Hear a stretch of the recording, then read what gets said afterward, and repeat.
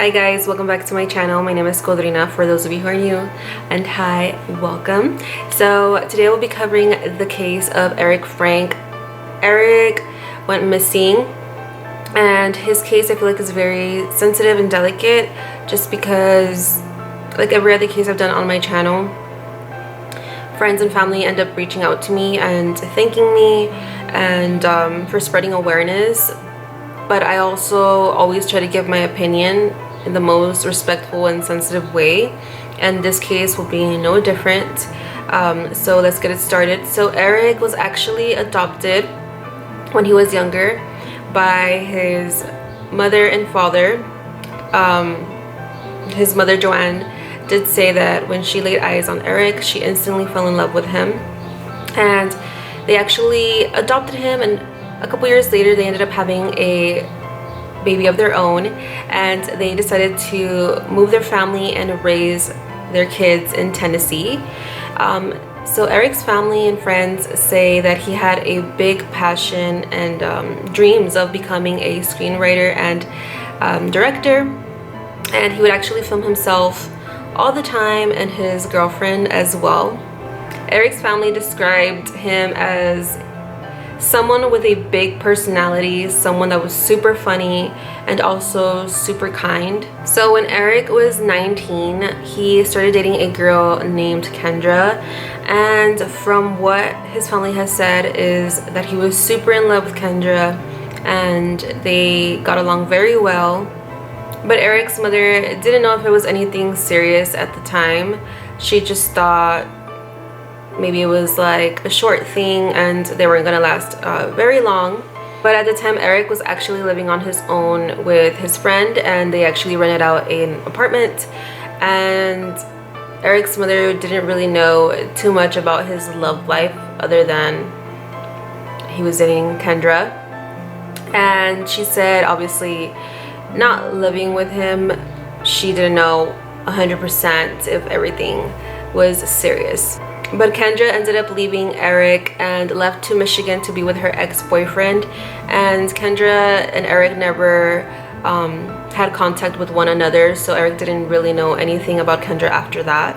A friend of Eric's did say that Eric felt like Kendra was perfect, and he actually blamed himself for Kendra's decision of leaving, and he was heartbroken over that.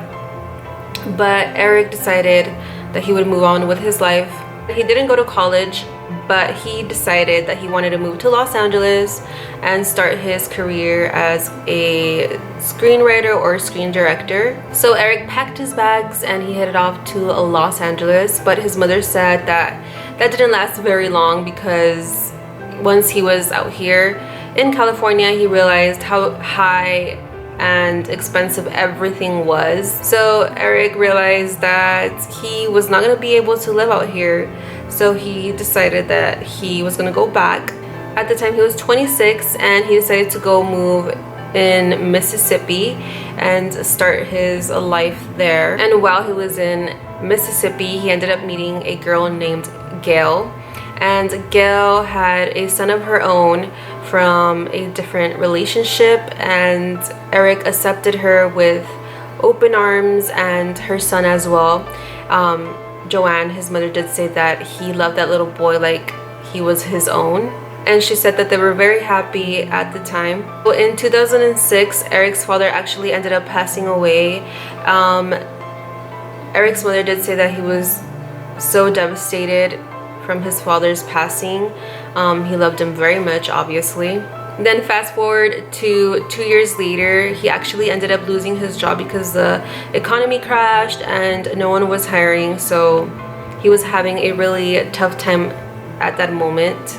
And they headed off to Ohio, where he felt that the chances of him getting a job were a lot more higher than where he was at, and also having his mother and his sister close by would help him emotionally, and just having that family support obviously would make him feel a lot more better. After they moved, his relationship with Gail kind of changed. Everything was a little bit different. Obviously he had a lot of stress, and I'm sure she did as well, as it was hard for him to keep a job at that time. You know, that puts a lot of stress onto a relationship, financial struggles, just life in general. So his mom did say that she feels like it put a lot of pressure into their relationship as well. So Eric decided to make a Facebook account, and while he was searching around, he ended up reconnecting with one of his old friends, and she said that they would talk almost every single day. And he started to kind of talk to her and tell her about his life and how his relationship wasn't doing too well. And he mentioned to her that he couldn't help but to think of Kendra during these tough times. And he mentioned to her that he actually ended up searching for her name on Facebook, but he didn't have any luck. So Eric put on his thinking hat and decided that he would search Kendra's ex-boyfriend's name. And he did, and he ended up finding him. And he actually ended up messaging him and telling him if he knew anything about Kendra or her whereabouts, and if he would be able to contact her, or, you know, for him to know how he can get in contact with her. And he actually ended up responding back to Eric and telling him that he did know of Kendra, and him and Kendra were actually now married. And turns out that they now had kids together. So Eric was actually super bummed out. Obviously, he had expressed that he still wanted to reconnect with Kendra and hopes, I'm sure, to get back with her. So he was upset, and he thought, you know, his chances were very slim to none. Funny thing is that Kendra's husband, John, he let him know that he would mention to Kendra that he reached out, and if she chose to contact him, she would. So surprise, surprise, Kendra ends up reaching out to Eric, and as they start talking and catching up, Kendra mentions to Eric that there's something that she needs to tell him, and she can't mention it over messaging. It would have to be in person. So Eric thought, what could that possibly be? And he was left obviously wondering. And Eric seemed like he was a very curious person, so I'm sure he got his head and mind thinking, what could this possibly be that she needs to tell me, and it has to be in person? He decided that he would investigate what could this possibly be, and he noticed that one of Kendra's daughters was super young, and her birth date kind of matched around the time that Kendra and him separated. And he started to think maybe Kendra's 15-year-old daughter is actually my daughter. So now that he had those thoughts and feelings, he decided that he would push Kendra to telling him the truth, and Kendra actually ended up admitting that yes, turns out that her 15-year-old daughter was also his daughter. That is insane, super crazy.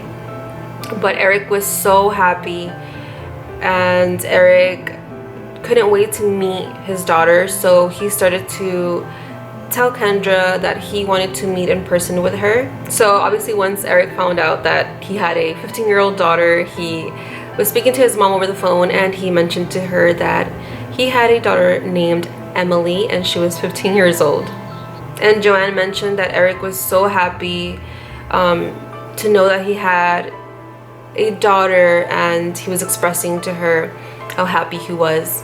And he couldn't wait to go to Saginaw and meet her, because I believe that's where Kendra and her family were at. Now, while all of this was happening, Eric was obviously still with his girlfriend, and they actually ended up separating. So Eric was a single man, and he didn't have anything holding him back anymore. Although his family did say that Eric loved Gail's son like he was his own.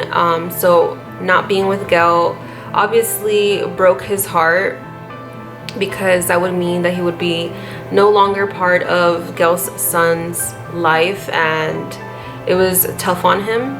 But obviously, knowing now that he had a daughter of his own, he was extremely happy just to know that he had Emily. On October 25th of 2010, Eric decided that he would pack his bags and head off to Saginaw in hopes to meet his daughter. And Eric's friend mentioned that him going to Saginaw wasn't a permanent thing. It was just to see if he would be able to meet Emily. He didn't have any plans of staying there permanently. It was just more of a couple of days type of thing, or weeks, and then he would be back home. But turns out that he actually ended up staying in Saginaw more than he expected, and he ended up calling his mom, telling her that he was planning to stay in Saginaw. It was said that he had rekindled his relationship with Kendra, and he obviously met his daughter Emily, and they were all bonding very well. Every Friday they made it a thing to meet up and go skating together, but from what it seemed like was that Emily wasn't told that Eric was her dad from the beginning. They got to know each other as soon as they met, but she wasn't aware that Eric was her dad. I guess Kendra wanted to make sure she was comfortable before breaking the news to her that Eric was her biological father. And in my opinion, I feel like that was such a great thing to do. As a mother, I feel like you want to protect your kids, and especially during that time, you don't want to right away tell your kids, hey, this is your biological father that you are just meeting.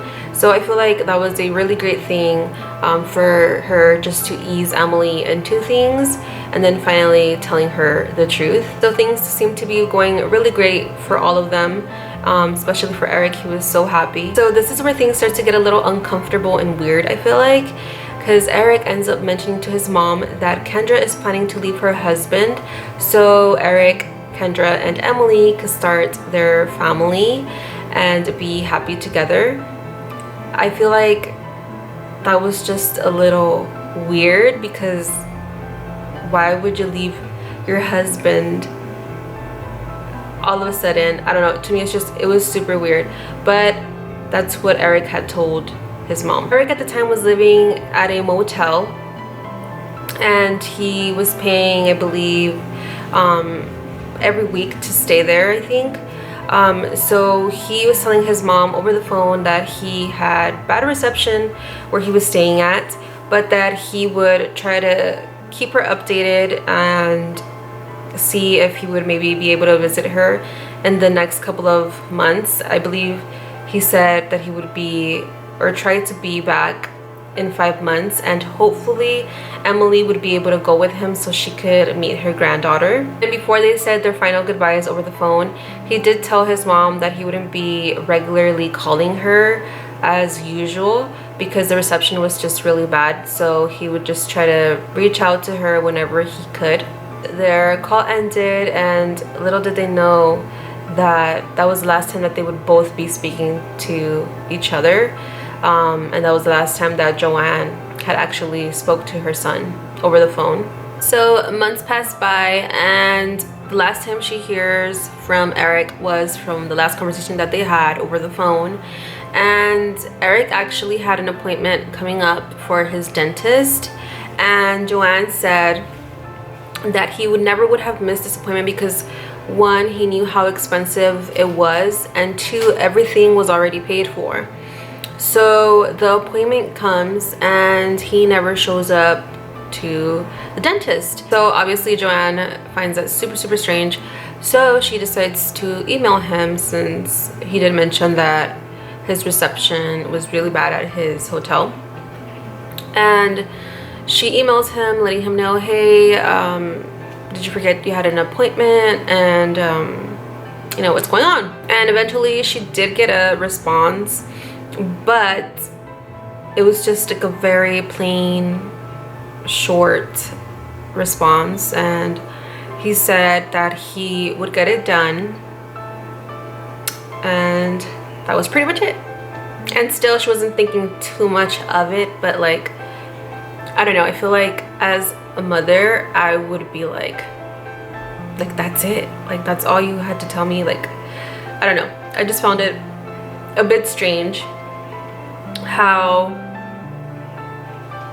it was just super short and yeah, I'll get it done, and like that was it. Like they were just trying to respond back. So after that whole situation happened, she did try to call him and leave him voicemails, but still he wasn't answering, he wasn't calling her back, he just wasn't contacting her at all.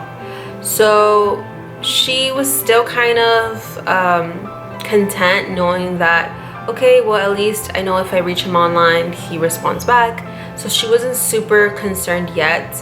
Nothing was too alarming, but still she was, you know, as a mother, I feel like you still want to talk on the phone to kind of verify that everything is okay. But at the moment, like I said, she was still getting responses through online, so she was okay with that at the time. But then obviously eventually after a while of not having any contact with him through the phone, your mother instinct comes in and it's like, okay, something's not right here. So Joanne actually tries to talk to her daughter and let her know how she's feeling, and her daughter tells her, Mom, I'm sure he's okay, he's a grown man, I think you're just worrying about him too much, I'm sure he's okay. And again, she's having concerns, but also having people tell her like, hey, you know what, maybe you're just overreacting a little bit too much. She was kind of like, okay, well maybe I am.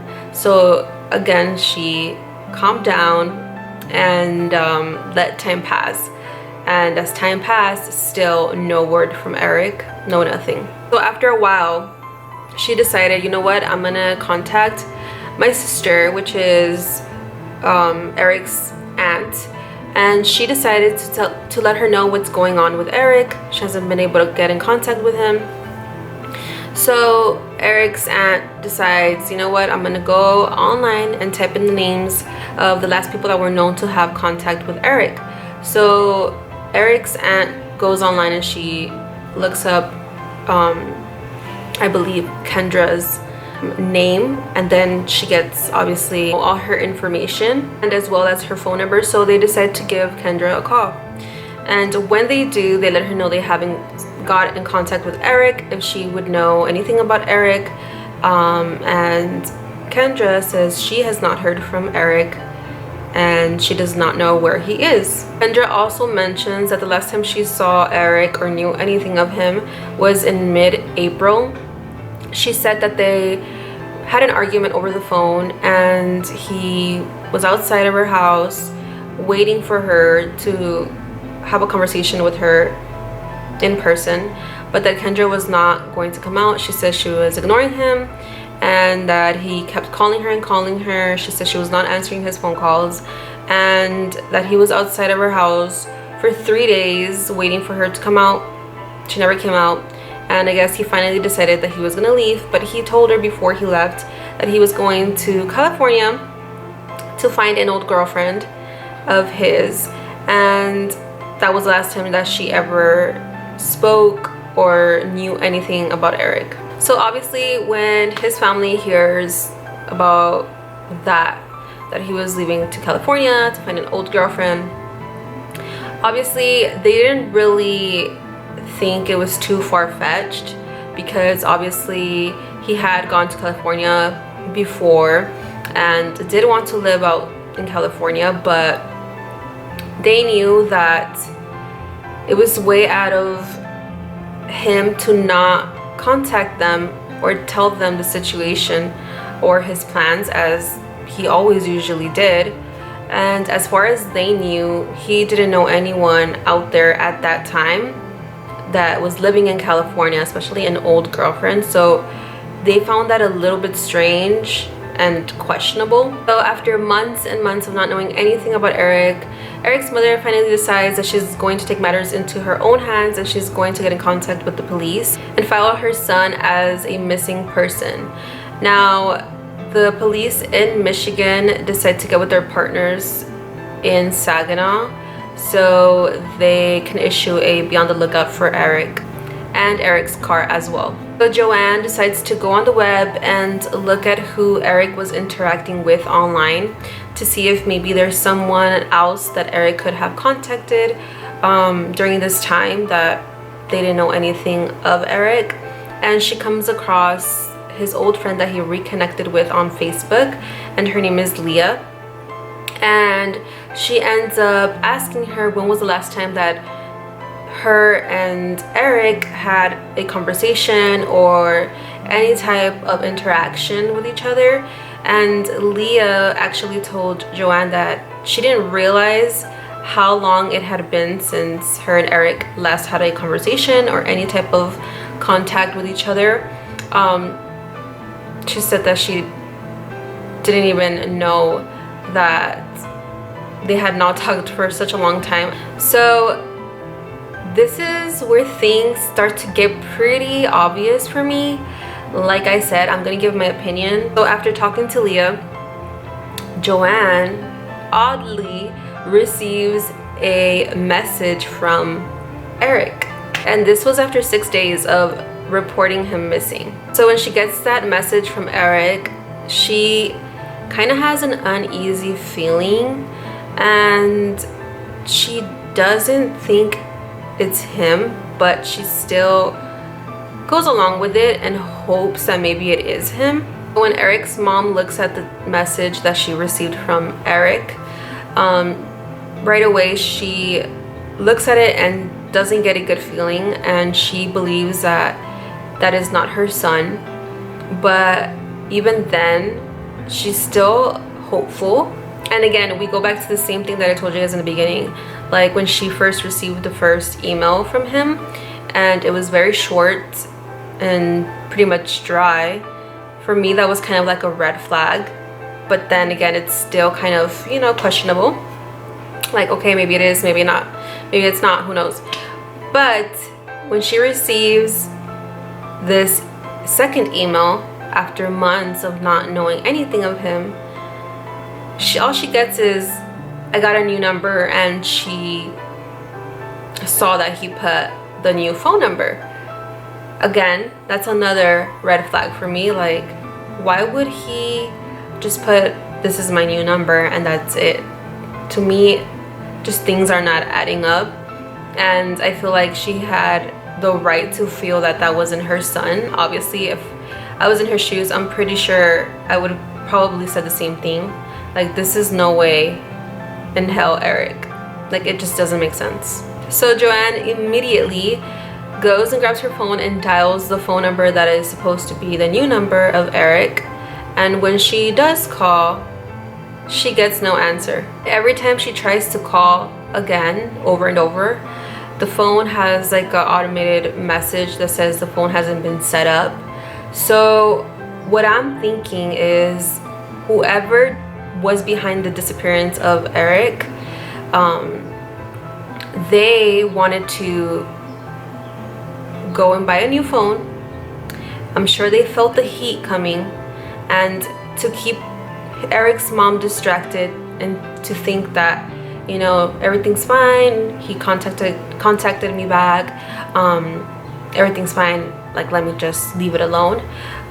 They probably went, got a disposable phone, never set it up, threw it away, got rid of it, and hit her back up, hey, this is my number. And there she is, thinking this is her son. And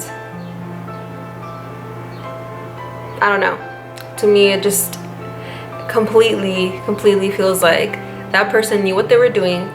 Obviously, like I said, they must have felt that they were on to them, so they're like, hey, you know what, let me think of this plan. So Eric's mom thinks, okay, he hit me back up, he has a new number, he didn't answer, but you know what, maybe I'll try again later, just to have her, you know, at ease. But in reality, they just wanted her to still give them time, I'm assuming. So yeah, that was a big disappointment. So 10 months passed by, guys. 10 months. I can't even believe how much time has passed by. And it gets me so upset just because these people that did something to Eric had so much time to get rid of evidence, to get rid of like it's so frustrating. No one has heard anything from Eric. No one has gotten a call back, not even with a new number, nothing. No word from Eric. So the detectives assigned to Eric's case decide, well, after a long time, let's go to Kendra and try to investigate if she knows anything that is worth telling. And the investigator ended up showing up at her house, and he knocks at her door, and guess who answers the door?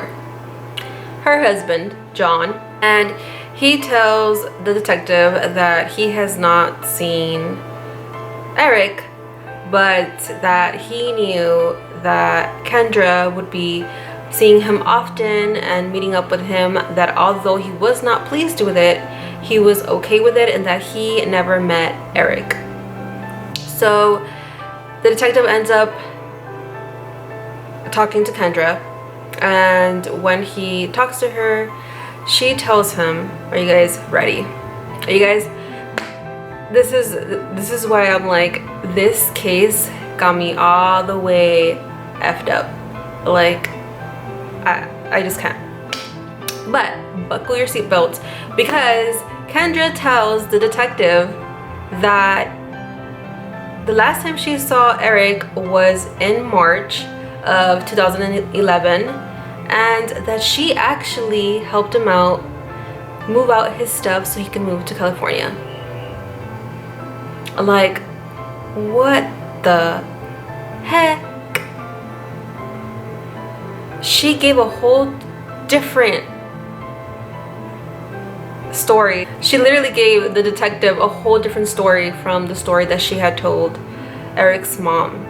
Like,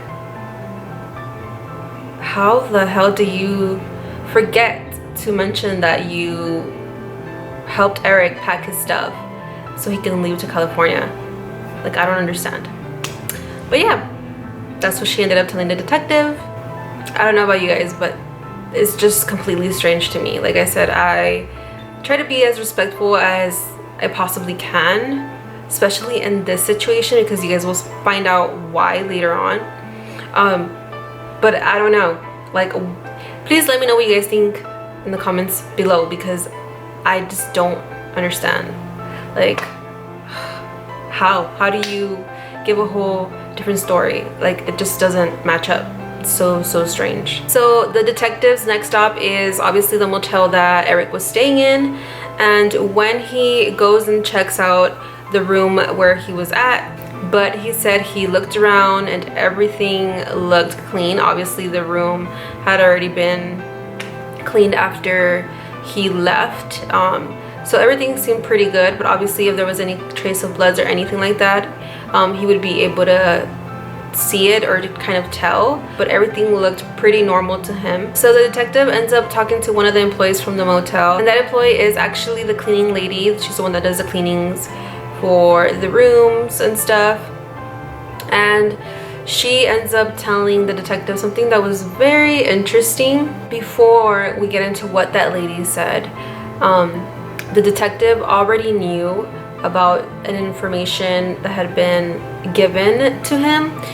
So Eric's friend that he met, or that he reconnected with on Facebook, had told her that he was talking to the cleaning lady from the motel, and he was really friendly.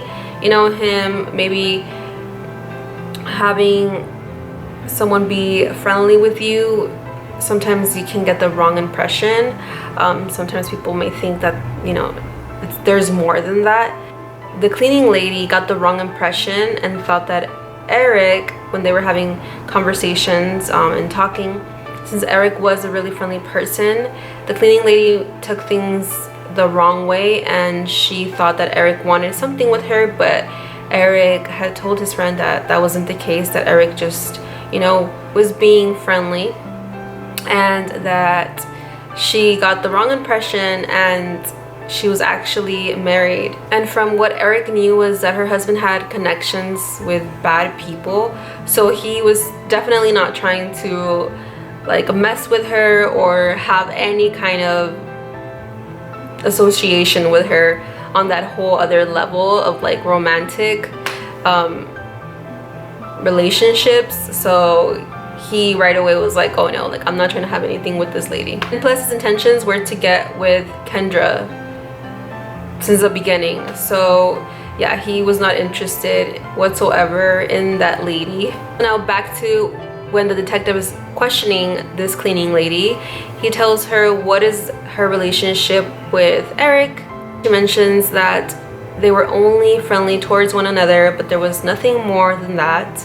But she mentions that Eric told her, and I'm pretty sure maybe this was to kind of, you know, push her away, that Eric told her that his girlfriend didn't like him and her talking, so he needed to stop talking to her. So he decides that he's gonna go and talk to the motel owner, and he is having a conversation with him and tells him when was the last time that he saw Eric, or if he ever saw him. And the owner tells him the last time that he had seen Eric was March 14 of 2011. He said that Eric had paid in advance for the next few weeks, and after that he never saw him again. But he mentions something that's very, very interesting, and it contradicts to what Kendra and John had said in the beginning. But he does mention something very interesting, and he said that the last time he ever saw Eric was March 14 of 2011, but he said one day he saw Kendra packing up his stuff and moving it into the back of her car. The owner decides to walk by and ask her what is she doing, and Kendra says that Eric decided to take off, so she was going to take his stuff and clean out his room. So when the detective decides to ask Kendra about this whole story, that she said that she was with Eric that day, but that the owner must have missed Eric and he was with her. How would he have missed Eric? Like, but yeah, she denies it. She says that's not true, that she wasn't there by herself, that Eric was with her too. The detective also mentions that he had heard that Kendra was planning to leave her husband for Eric, and Kendra said that that is not true. She was never planning to leave her husband. And also when the detective asks John about that, he says that that was not happening, that it was not true. So 3 months later, interestingly, John and Kendra end up moving out to Florida. Like, a little strange. They moved out, and the detectives never questioned them after that. They just kind of let them do their thing. So the detectives tried to track the activity on Eric's Facebook, and he ends up finding an IP address, but it really leads them to really nowhere because it leads to a Burger King. So honestly, anyone could have been messaging anyone, and it's like, you know, through a Wi-Fi that is at a Burger King. So that really didn't help out. It didn't really do much, but that was a small lead that could have eventually helped them, but it didn't. But after that, the detective decided to check Eric's phone number, and when he checked, 11 days after Eric last spoke to his mom, Joanne, he was getting incoming calls, but they were going unanswered. So he wasn't picking up after 11 days of talking to Joanne. After having some activity onto his phone, but obviously the calls went unanswered, 2 weeks after that, his phone starts to have activity again, but this time the phone is making calls to a salvage yard place where they keep salvage cars. And when the detective decides to call this place to see if maybe Eric's car might be there. Like I said, Eric and his car hadn't been seen ever since Joanne reported him missing.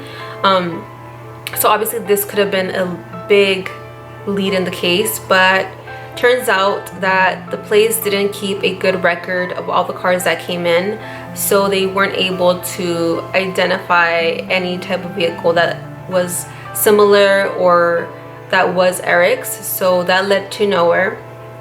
But then the detective sees a number, and that number is to a dentist place.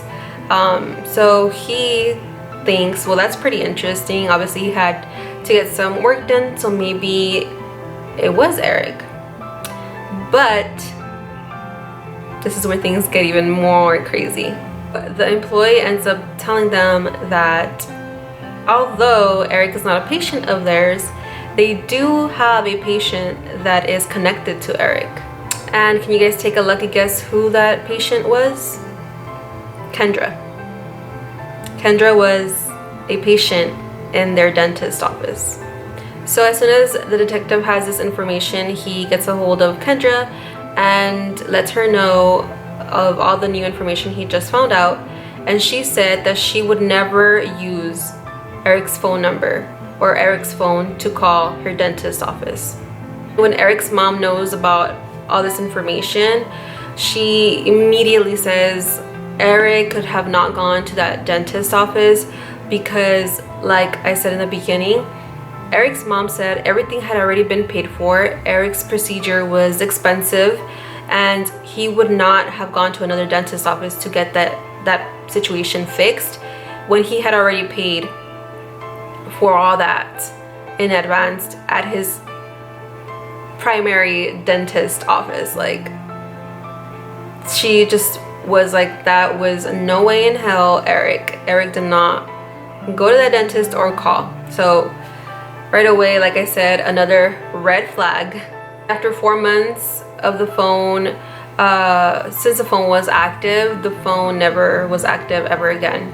And when the detective traced the data on the phone, he can confirm that Eric's phone never left Saginaw. That's crazy. So 11 months after he's been missing, his mom and his aunt went to Saginaw and posted flyers all over the town. And they even go on local news channels so that people know if anyone sees anything or knows anything, for them to please come forward and let them know. This is where things get a lot more interesting. So Eric's mother ends up finding out that Eric did have a friend in Saginaw, and at that motel where he was staying at, there was a guy that Eric befriended and was really cool with, and I believe he was just one room next to him. And that guy had actually left town before Eric went missing, and that friend that he had in that motel place actually came back into town and saw a bunch of missing flyers posted all over the place, and he thought to himself, like, there's no way that Eric is missing. How can that be? But he thought, well, maybe they're looking for him and maybe they already found him. So he didn't go to police to try to see, you know, if there was anything that he can try to say or do. Like I said, he assumed that time had passed by, and I'm pretty sure by now everything had been solved. So I'm not sure exactly how Joanne got this information, but she was aware that he was Eric's friend in Saginaw. So she got in contact with him and asked him if he can please contact the police. After talking to Joanne, Eric's friend decides that he is going to contact the police and see if any information that he has may be helpful to the case.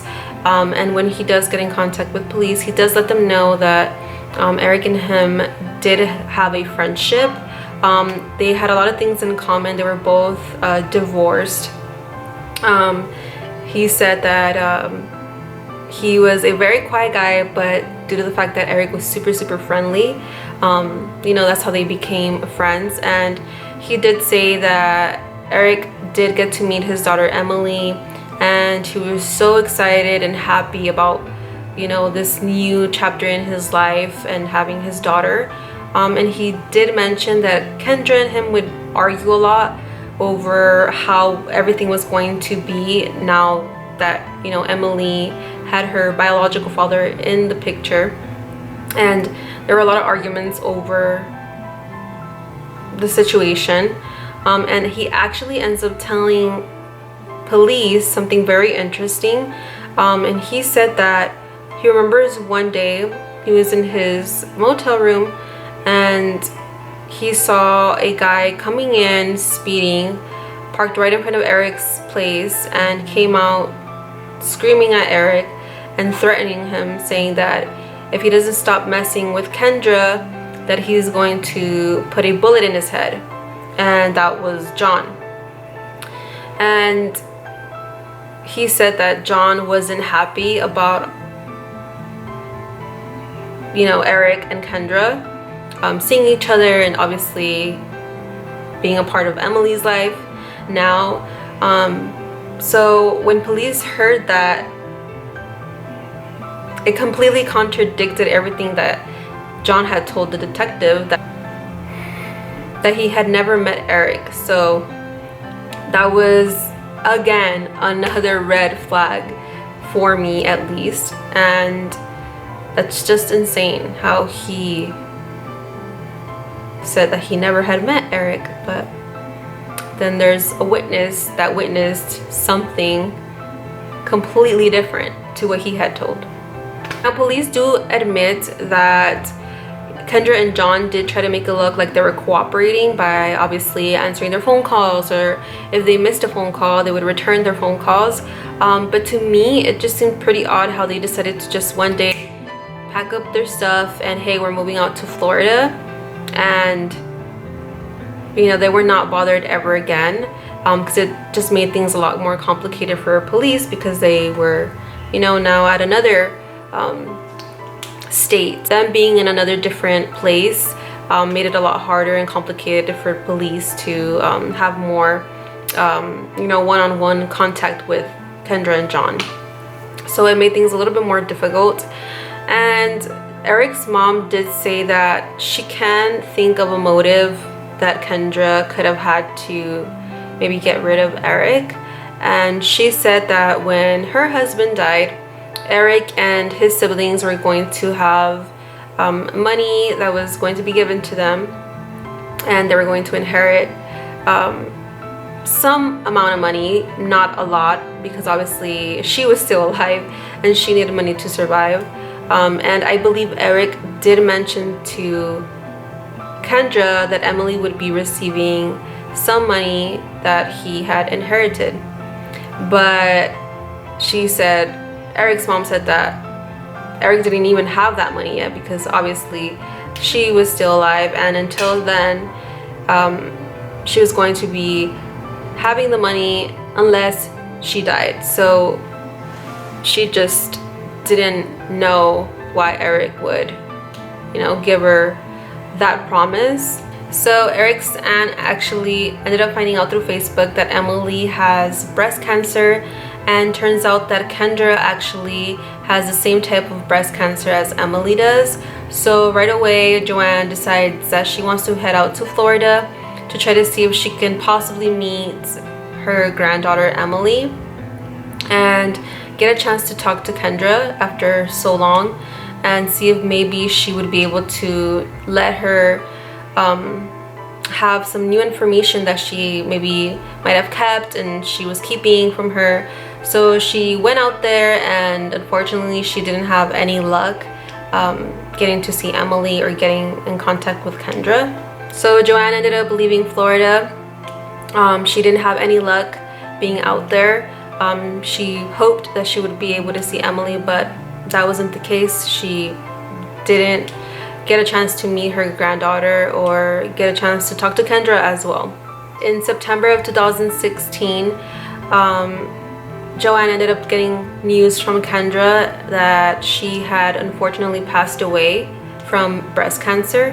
Joanne actually ended up texting Emily to say her condolences, but Emily never reached back to her. So yeah guys, it's a pretty sad case. There hasn't been any new leads in the case after that. Mom was upset that Kendra passed away, and she never got the opportunity to question her again to see if maybe she would, you know, tell her something that she was keeping to herself. And I feel like that's very sad, especially for Eric's mother. She will never get the answers to what really happened. Like I said, my opinion on this case, you know, with trying to be respectful, obviously Kendra passed away already, and in my opinion, I feel like there's more to the story than what she and John told the police. I feel like they know more than they're telling. And it's a very unfortunate situation, because now that she's dead, no one will ever know. Obviously John is still alive, but I don't know, I just feel like it's a tough situation. And you know, trying to be respectful to say my opinion, but in my opinion, I feel like there was two people involved in Eric's disappearance, and I feel like you guys pretty much know where those two people or who those two people are. And it really sucks, because here was Eric, super excited to start a new chapter in his life, and you know, unfortunate events must have happened, and it has led to him being missing and no one knowing what really happened to him. It's just really sad. So just a final description on Eric. Eric was 38 at the time of his disappearance. He stood at 6'1" and weighed 175 pounds. He was a white male with brown eyes, black hair, and pierced ears. And well guys, this will be the end of this video. If you guys want to subscribe to my channel, feel free to subscribe, and I will see you guys on my next one. Bye guys.